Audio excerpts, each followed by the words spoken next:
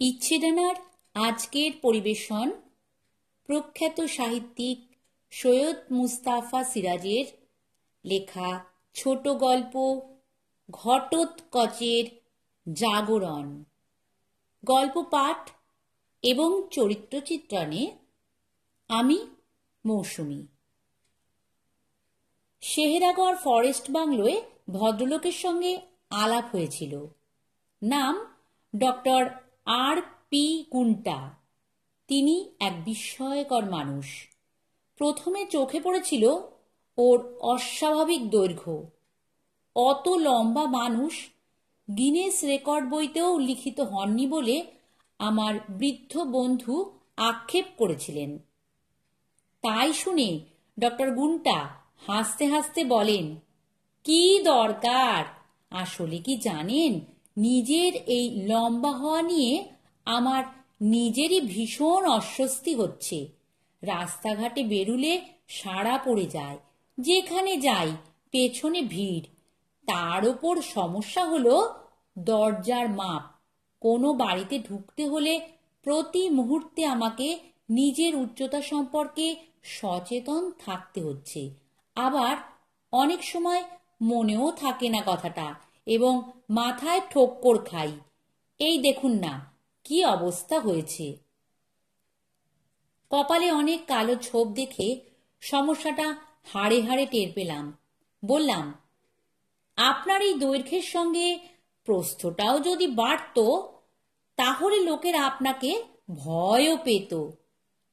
Doctor গুন্টা বললেন, রক্ষে করুন মশাই, তাহলে লোকেরা আমাকে ঘটোৎকচ বলতে শুরু করত। কি বলেন কর্নেল? কর্নেল চোখ বুজে সাদা দাড়ি টানাটানি করছিলেন। বললেন, আচ্ছা ডক্টর গুন্টা, কবে থেকে আপনি লম্বা হতে শুরু করেছেন? ডক্টর গুন্টা কর্নেলের কথায় অবাক হলেন যেন। তা তো লক্ষ্য করিনি, তবে যতদূর মনে পড়ছে মাস তিনেক আগে একদিন ভোরবেলা বাথরুমে ঢুকতে গিয়ে চৌকাঠে ঠোক্কর লাগলো মাথায়। তখন মাই গুডনেস, উনি আরাম কেদারা থেকে সোজা হলেন হঠাৎ। কর্নেল বললেন, কি ব্যাপার? আমার মতো বোকা দেখছি পৃথিবীতে নেই। ডক্টর গুন্টা মুখে হতাশার ভাব ফুটিয়ে বললেন, কি আশ্চর্য! সত্যি তো, ব্যাপারটা ভেবে দেখা উচিত ছিল আমার। ওই প্রথম মাথায় ঠোক্কর খাওয়ার আগের দিন সম্ভবত আমার উচ্চতা প্রায় স্বাভাবিক ছিল। হ্যাঁ, স্বাভাবিক ছিল, কারণ তার আগে তো বাথরুমে কেন, কোনো ঘরের দরজার সামনে আমাকে মাথা হেঁট করতে হয়নি।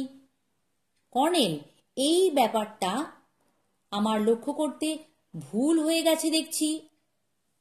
কর্নেল ওকে যেন আশ্বস্ত করতে চেয়েই বললেন, পৃথিবীর অধিকাংশ বিজ্ঞ মানুষই নিজের সম্পর্কে অসচেতন।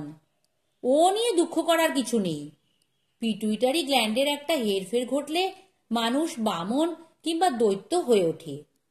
শুধু তাই নয়, তাদের গায়ে প্রচণ্ড শক্তিও এসে যায়। ডক্টর গুন্টা আসতে বললেন, তা ঠিক, কিন্তু আমার বয়স প্রায় 55 হয়ে এলো। এই বয়সে হঠাৎ আমার পিটুইটারি গ্ল্যান্ড কেন এ খেল দেখালো বোঝা যাচ্ছে না। অবশ্য আমি অনেকের তুলনায় একটু লম্বা ছিলাম ছেলেবেলা থেকেই। হঠাৎ একটা যেন দুর্ঘটনা ঘটল। আমি রাতারাতি এত ফুট উঁচু হলাম, অথচ খেয়াল পর্যন্ত করলাম না। কর্নেল, ব্যাপারটা ভারী গোলমেলে মনে হচ্ছে, আমি যাই। উনি হঠাৎ উঠে দাঁড়ালেন। তারপর দরজা দিয়ে মাথা যতদূর সম্ভব নিচু করে বেরিয়ে গেলেন। কর্নেল তাকিয়ে রইলেন অবাক চোখে। আমিও। ডক্টর গুন্টা উঠেছিলেন পাশের ঘরে। কিছুক্ষণ পরে বেরিয়ে সে ঘরের দরজায় তালাবন্ধ দেখলাম। বললাম, কর্নেল, ডক্টর গুন্টা বাংলো ছেড়ে চলে গেলেন নাকি? এই বাংলোটা একেবারে সংরক্ষিত জঙ্গলের ভেতর একটা টিলার গায়ে। নিচে ছোট্ট একটা নদী, কাঠের সাঁকো পেরিয়ে বন জঙ্গল শুরু। দুর্গে পৌঁছতে ঘন্টা খানেক লাগলো, কিন্তু যা ভেবেছিলাম তাই ঘটল। প্রকৃতিবিদ দুর্গের ওপর থেকে বাইনোকুলারে কি পাখি দেখতে পেয়ে আমার অস্তিত্ব ভুলে গেলেন এবং ধ্বংসাবশেষের ভেতর অদৃশ্য হয়ে গেলেন। দেয়ালের ওপর বসে আমি নিচের জঙ্গলের শোভা দেখতে থাকলাম। কতক্ষণ পরে পেছনে কি একটা শব্দে চমকে উঠে দেখি ডক্টর ঘুন্টা একটা প্রকাণ্ড পাথর ধরে টানাটানি করছেন। আমি ভীষণ অবাক হয়ে তাকিয়ে রইলাম। ডক্টর ঘুন্টা চাপা হুঙ্কার দিয়ে এক ঝটকায় বিশাল পাথরটা দুহাতে শূন্যে তুললেন। তারপর যেটা নিচে ছুঁড়ে ফেললেন। নিচে বিকট শব্দ করে পাথরটা পড়ল এবং গড়াতে গড়াতে চলল। ডক্টর ঘুন্টা হাত নাড়তে নাড়তে হাসি মুখে তাকালেন আমার দিকে। মুখের চেহারায় কেমন অস্বাভাবিকতা লক্ষ্য করে আমার অস্বস্তি হলো। বললাম, ডক্টর ঘুন্টা, আপনি দেখছি সুপারম্যানও বটে। ডক্টর ঘুন্টা আমার কাছে এগিয়ে এসে সহাস্যে বললেন, মিস্টার চৌধুরী, আমার ইচ্ছে করছে আপনাকে তুলে দূরে ছুঁড়ে ফেলে দিই। আঁতকে উঠে বললাম, সে কি? না না, দয়া করে ইচ্ছেটা একটু সামনে রাখুন মশাই। আমাকে ঘটোৎকচই মনে হচ্ছে না আপনার? হচ্ছে, খুব হচ্ছে। আপনি ঘটোৎকচই বটে।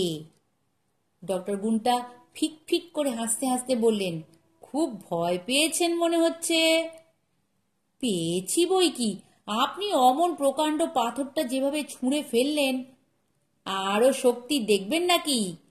বলে ডক্টর ঘুন্টা দুর্গের উঁচু পাঁচিলটার দিকে এগিয়ে গেলেন। তারপর দুহাতে ঠেলতে শুরু করলেন। প্রকাণ্ড পাঁচিলটা সশব্দে ভেঙে পড়ল। আমি এত ভয় পেয়ে গেছি যে পালিয়ে যাওয়ার জন্য এদিক ওদিক তাকিয়ে নিরাপদ পথ খুঁজছি। ডক্টর ঘুন্টা ফটকের পাশেই দাঁড়িয়ে আছেন, আগের মতো দুহাতের ধুলো ময়লা ঝাড়তে ব্যস্ত। মুখে তৃপ্তির হাসি, কিন্তু কেমন অস্বাভাবিকতাও ফুটে আছে। হঠাৎ উনি ফের চাপা হুঙ্কার দিয়ে লাফ মারলেন এবং ওই লাফে অন্তত ফুট 20 উঁচু ফটকের মাথায় পৌঁছে গেলেন। অমনি আমি নিচু পাঁচিলের ভাঙা অংশটা পেরিয়ে নামতে শুরু করলাম। এদিকটা ঢালু হয়ে নেমে গেছে, অজস্র পাথর আর ঝোপ জঙ্গলে ভর্তি।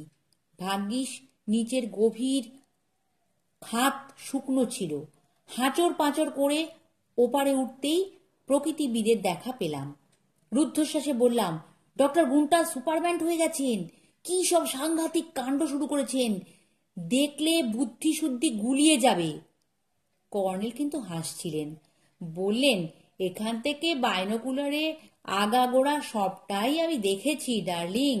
তবে ডক্টর ঘুন্টাকে তোমার ভয় পাওয়ার কিছু নেই। নেই মানে?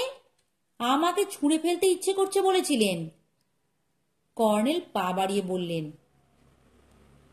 সেই গল্পটা জানো তো? এক এক পাগল যাচ্ছে তাই পাগলামি শুরু করেছিল। একটা লোক যেই বলেছে, ওরে দেখিস যেন ঢিল ছোঁড়ে না, অমনি পাগল বলে উঠল, বাহ, মনে পড়িয়ে দিয়েছে রে, বলে সে তখন ঢিল ছুটতে লাগলো।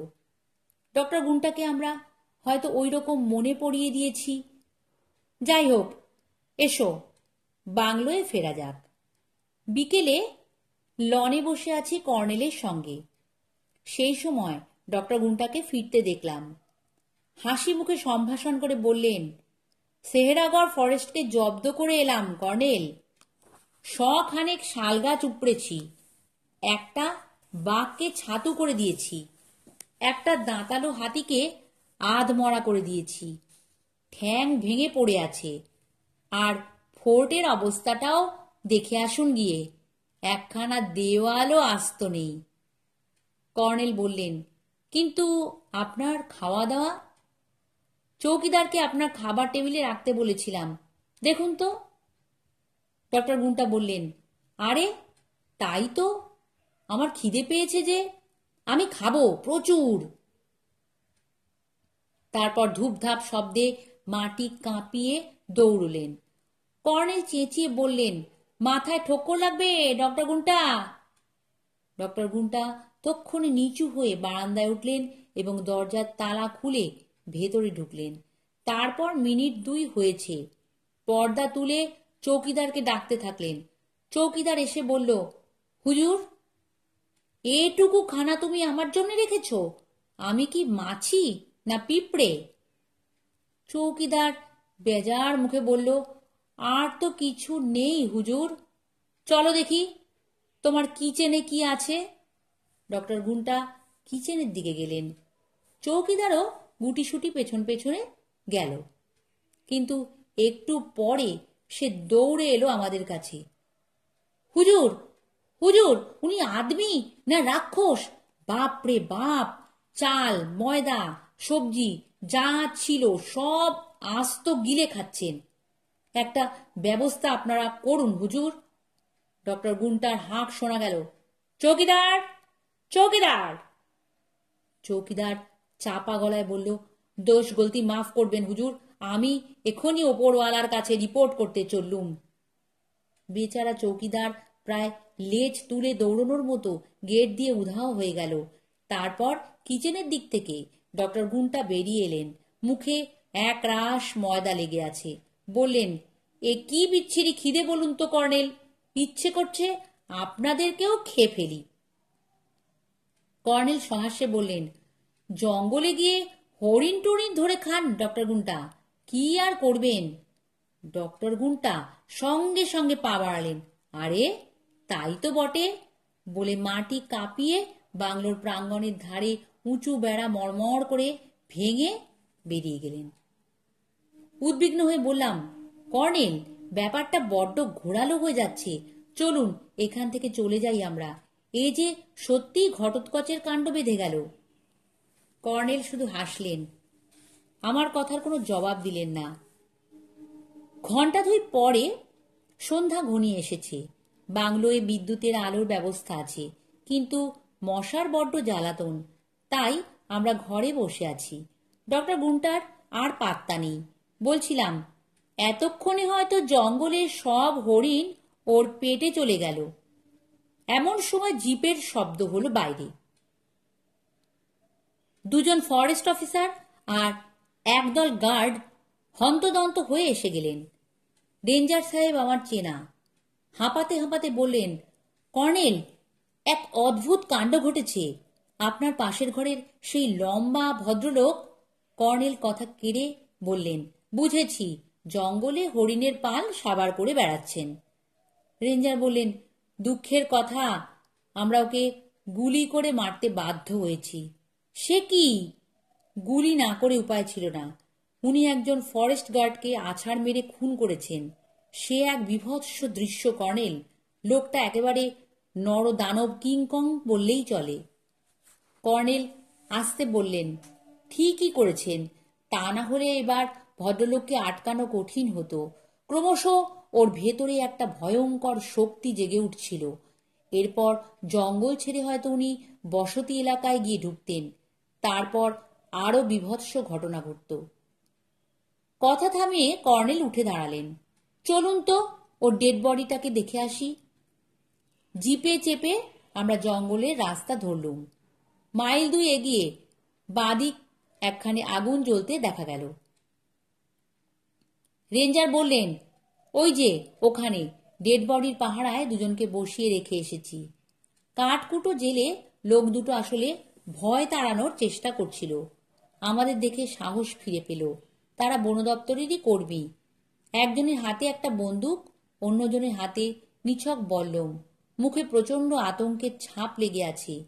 একটু তফাতে দলা পাকানো রক্তাক্ত একটা লাশ পড়েছিল। রেঞ্জার টর্চের আলোয় সেটা দেখিয়ে বললেন, এটা ফরেস্ট গার্ড মণি সিংয়ের ডেড বডি। কি অবস্থা হয়েছে দেখুন। কর্নেল বললেন, ডক্টর গুন্টার ডেড বডি কোথায়? রেঞ্জার পা বাড়িয়ে বললেন, আসুন দেখাচ্ছি। জায়গাটা খোলামেলা। একটু এগিয়ে টর্চের আলোয় একটা ছোট্ট নদী দেখা গেল, বালি আর পাথরে ভর্তি।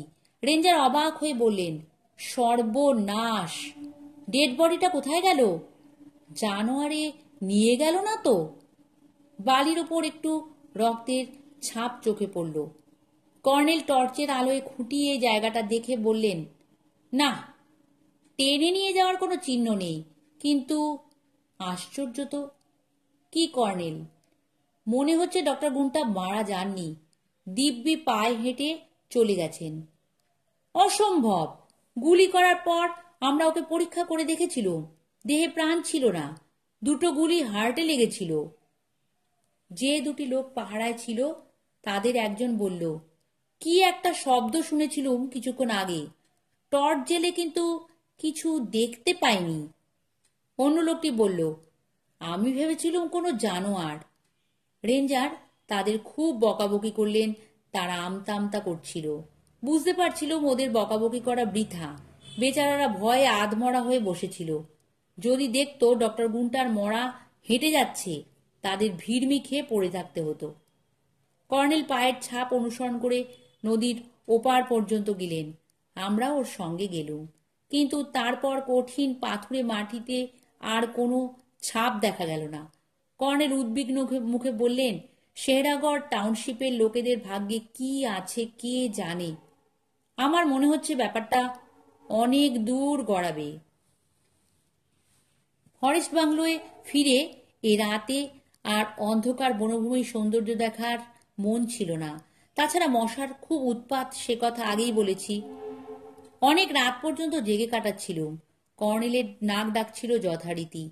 একসময় হঠাৎ বাইরে কি একটা ধাক্কার শব্দ হলো।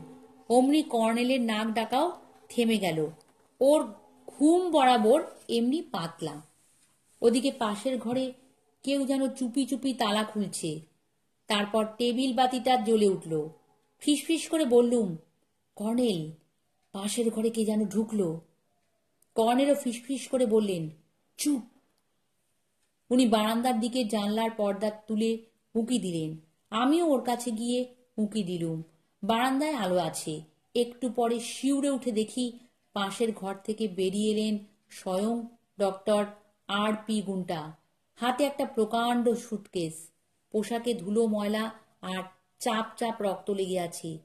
বারান্দা থেকে নেমে এদিক ওদিক তাকাতে তাকাতে চলে গেলেন। কর্নেল বললেন, যাকগে, এবার নিশ্চিন্তে ঘুমোতে যাব। বললুম, রহস্যটা কিন্তু শেষ পর্যন্ত রহস্যই থেকে গেল কর্নেল। কর্নেল একটু হাসলেন। তা ঠিক, তবে যা আশঙ্কা করেছিলুম সম্ভবত তত কিছু ঘটবে না। কারণ ফ্রাঙ্কেস্টাইনের সেই দানব শেষ পর্যন্ত দানবই থেকে গিয়েছিল। কিন্তু ডক্টর গুন্টাকে দেখলুম দিব্যি ভদ্রলোকের মতো নিজের জিনিসপত্র নিতে এসেছিলেন। তার মানে সুবুদ্ধির উদয় হয়েছে এবং ঘরের ছেলে ঘরে ফেরার সাব্যস্ত করেছেন। পরদিন আমরা জঙ্গল থেকে শেহরাগড় টাউনশিপে ফিরে গেলুম। তারপর সেখান থেকে বাসে চেপে ফৈজাবাদ। কলকাতা ফেরার ট্রেন রাত 12টা নাগাদ। একটা হোটেলে খাওয়া দাওয়া সেরে কর্নেল হঠাৎ বললেন, চলো জয়ন্ত, ডক্টর গুন্টার খোঁজ খবর নিয়ে আসি। অবাক হয়ে বললুম, সর্বনাশ, উনি কি ফৈজাবাদের লোক নাকি? বাংলোর খাতায় সেই ঠিকানাই তো জেনেছি। কিন্তু কর্নেল আমার কাঁধে হাত রেখে বললেন, আমার ধারণা ডক্টর গুন্টা এখন আর নরদানব বা ঘটোৎকচ হয়ে নেই। কাজেই ওকে ভয় পাওয়ারও কিছু নেই। হয়তো ভুলটা আমারই। আমি ওকে সচেতন করে দেওয়ার এই বীভৎস ঘটনা ঘটেছে। তোমাকে সেই পাগলের গল্পটা বলেছিলুম, আশা করি মনে আছে। কোনো কারণে মানুষের মধ্যে অস্বাভাবিকতা এলে তাকে উত্ত্যক্ত করা উচিত নয়। রাত তখন প্রায় 9টা। কিন্তু ফৈজাবাদ ছোট্ট শহর। ডক্টর গুন্টাকে সবাই চেনে, সেটা উনি লম্বা মানুষ বলেই। শেষ দিকে একটা টিলার গায়ে একটা পুরনো গড়নের বাড়ি। টাঙাওয়ালা গেটের কাছে নামিয়ে দিল আমাদের। লন পেরিয়ে যাওয়ার সময় মনে হচ্ছিল বাড়িতে যেন জনমানুষ নেই। অস্বাভাবিক স্তব্ধ পরিবেশ। তবে আলো দেখা যাচ্ছিল একটা ঘরে। দরজার বোতাম টেপার বেশ কিছুক্ষণ পরে দরজা খুলল। সেই অস্বাভাবিক ঢ্যাঙা মানুষ, চেনা মুখ, অমায়িক হেসে বললেন, কোত্থেকে আসছেন আপনারা? আমি তো অবাক। কর্নেল নমস্কার করে বললেন, আপাতত আসছি সেহেরাগড় থেকে। আপনার সঙ্গে কিছু জরুরি কথা আছে ডক্টর গুন্টা। ডক্টর গুন্টা ভুরু কুচকে কি স্মরণ করার চেষ্টা করে বললেন, সেহেরাগড়? সেখানে তো একটা জঙ্গল আছে শুনেছি। যাকগে, ভেতরে আসুন। ভেতরে ঢুকে আমরা বসলুম। ডক্টর গুন্টাও বসলেন। ওর মুখে বিস্ময় লক্ষ্য করছিলুম। কর্নেল বললেন, ডক্টর গুন্টা, আপনার প্রজেক্ট যে সাকসেসফুল সেই কথাটা বলতে এসেছি, যদিও দেশের আইনে আপনি অপরাধী সাব্যস্ত হয়েছেন। ডক্টর গুন্টা চমকে উঠলেন। কি বলছেন? ঠিক বুঝতে পারছি না।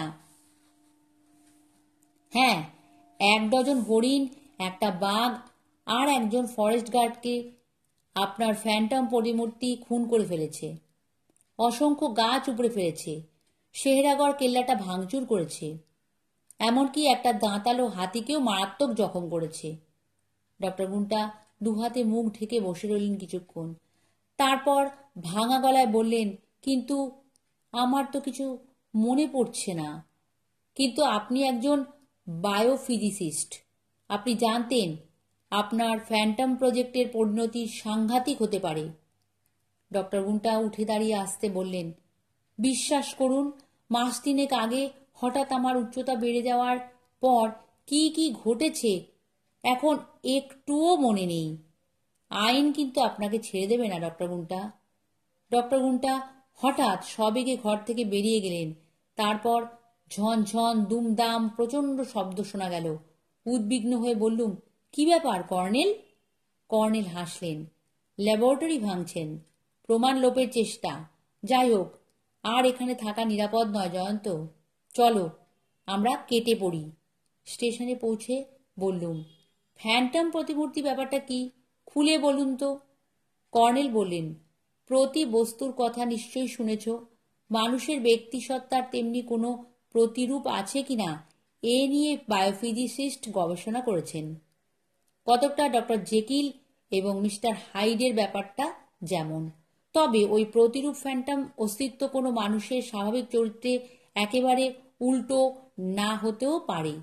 আমাদের মধ্যে একটা করে প্রতি মানুষ আছে যে অসম্ভব শক্তিমান। তাকে দিয়ে যেমন ভালো কাজ করানো যায় তেমনি খারাপ কাজও করানো যায়। কাজেই ওই ফ্যান্টম প্রতিমূর্তিকে তুমি ঘটোৎকচ বলতেও পারো। ভুলে যেও না, মহাভারতের ঘটোৎকচ একজন মানুষ ছাড়া কিছু নয়, তবে অতি মানুষ। তাকে জাগালে ভালো বা মন্দ দুই ঘটতে পারে। ব্যাপারটা আমার মাথায় ঢুকছিল না, তাই বললুম, নিকুচি করেছে ফ্যান্টম ব্যাটার, তাকে জাগিয়ে কাজ নেই। নমস্কার। গল্প পাঠ ভালো লাগলে চ্যানেলটি সাবস্ক্রাইব করে দিও আর লাইক শেয়ার কমেন্টও করো।